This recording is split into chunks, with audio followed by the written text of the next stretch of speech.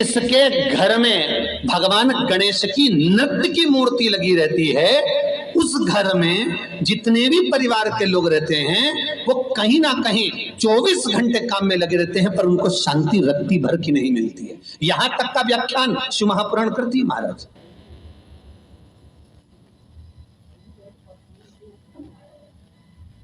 लोगों को शोक चला, गणेश जी ढोल बजा रहे हैं, वो मूर्ति का फोटो घर में लगा दिया, घर में मूर्ति का फोटो लगा दिया कि गणेश जी ढोल बजा रहे हैं, गणेश जी नाच रहे हैं, वो मूर्ति का फोटो तुरंत घर में लगा दिया।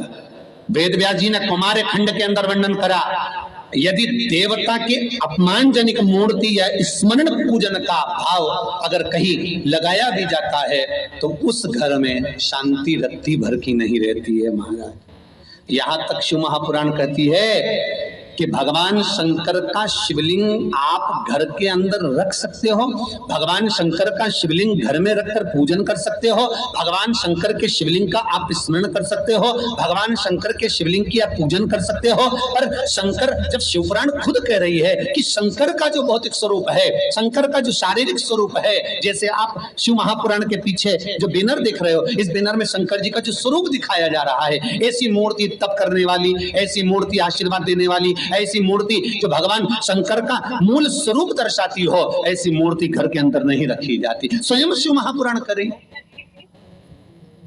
फिर वो मूर्ति छोटी हो चाहे बड़ी हो, फिर वो मूर्ति कितनी भी बड़ी आकृति की हो, शिव महापुराण की कथा कहती है। हाँ, शिवलिंग जो भगवान शंकर का एक मूल बिंदु है, भगवान शंकर का एक मूल बिंदु विराजमान है, भगवान शंकर का एक मूल बिंदु का निर्माणित है वो शिवलिंग। आप छोटे से छोटा, बड़े से बड़ा कैसा भी रख सकते हो। शंकर को एक बेलपत्र भी अगर हम समर्पित कर रहे हैं तो वो आखी हो, एक चावल का दाना भी हम शिव को दे रहे हैं तो वो आखा हो, एक पुष्प भी अगर हम भगवान शंकर को दे रहे हैं तो आखा होना चाहिए, श्रीफल भी दे रहे हैं तो आखा होना चाहिए। इसलिए शंकर जी के मंदिर में नारियल नहीं फूटता, आखा।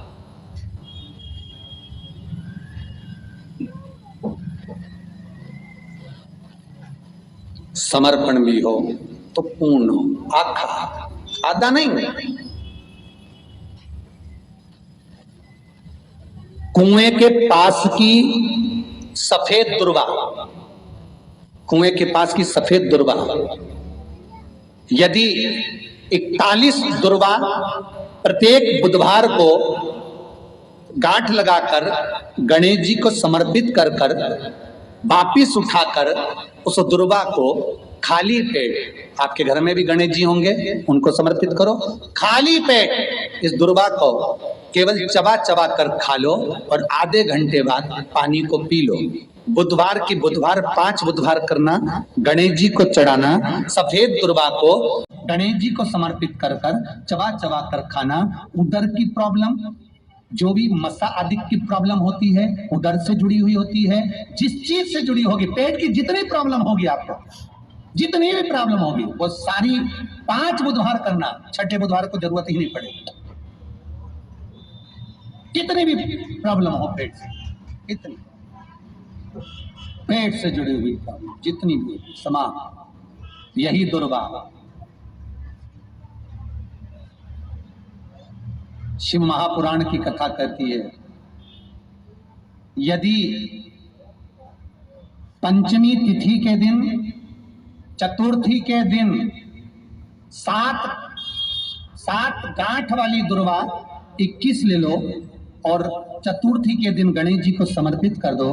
पंचमी तिथि को उस दुर्वा को उठाकर दूध में डाल दो और उस दुर्वा को दूध में डालकर उस दूध में उस दुर्वा को मल लो, और जिसके सफेद चमड़ी पड़ गई हो, चर्म रोग हो गया हो, उस दूध को उस दुर्वा के साथ, दूध नहीं भी हो तो पंचमी के दिन दुर्वा का लेपन शरीर पर कर लें। आधे घंटे तक करने पर पंचमी को प्रदोष काल में स्नान कर लें। महाराज, आपको चर्म रोग में आराम लग जाएगा, सफेद चमड़ी अपने असली रंग में आना प्रारंभ हो जाएगी। गणेश पुराण, दुर्वा का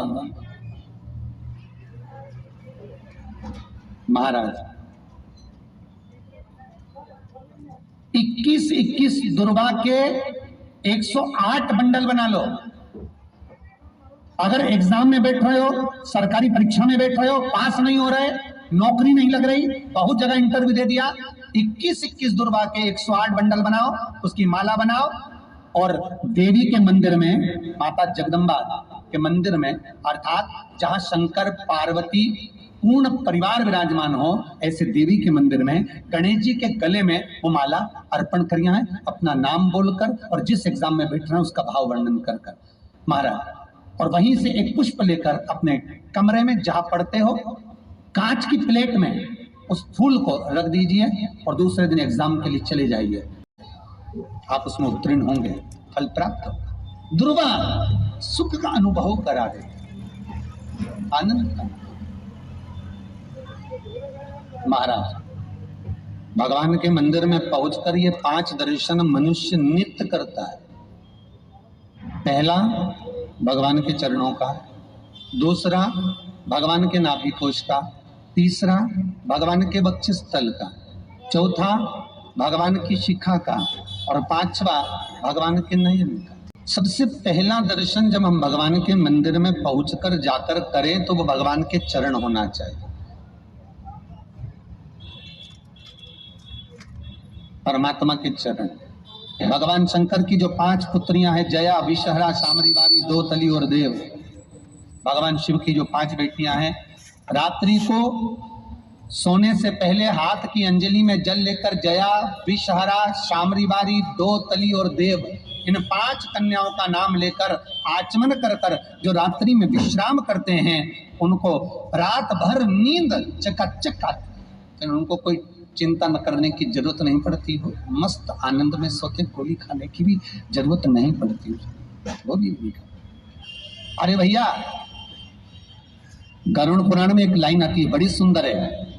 गरुड़ पुराण का 3रा अंश, उसमें यहां तक लिखा है, किसी डॉक्टर को जाकर आप दिखा रहे हो, वो इंजेक्शन लिख रहा है या इंजेक्शन लगा रहा है, उसमें भी आपका कर्म का भाग है, उसमें भी कर्म का भाग। पूरा शहर छोड़कर इंदौर दिखाने जा रहे हो, पूरा शहर छोड़कर भोपाल, दिल्ली, मुंबई, अपना गांव, अपना नगर छोड़कर वहां के डॉक्टर के पास जा रहे हो, उस हॉस्पिटल में जा रहे हो। क्यों? पुराना है, चुकाना है, वहां तक लेकर जाएंगे, तुमको चुकाना पड़ेगा। मां जगत जननी जगदम्बा पार्वती कर रही है, पूर्व निश्चित है, पूर्व निश्चित। किस गांव में, किस नगर में, किस मोहल्ले में, किस जगह पर आपका जन्म हो रहा है और कहां जाकर आपको कमाना है, कहां जाकर आपको खाना है, कहां जाकर परिवार के साथ में रहना है, किस भूमि पर आपको भोग भोगना है, किस भूमि पर जाकर तुम्हारे प्राण छूटेंगे, ये तक निश्चित है। मृत्यु वहां तक ले जाए, जन्म के बाद वो वहां तक भूमि ले जाएगी। कोई कोई तो इंडिया में पैदा हुआ, विदेश में रह रहा है, भारत की भूमि पर रहने के बाद में विदेश में रह रहे हो, विदेश में कमा रहे हो, विदेश में खा रहे हो, वहां रह रहे हो, और कई विदेशी आकर यहां रह रहे हैं। क्यों? क्योंकि वहां का लिखा है अन्नदाना पानी, निश्चित है, वहां मिलेगा। ये परिवार जो मिला है, ये कुटुंब जो मिला है, ये कबीला जो मिला है, ये माता पिता जो मिले हैं, ये भाई बंधु जो मिले हैं, ये सखा जो मिले हैं, ये पूर्व के निश्चित हैं।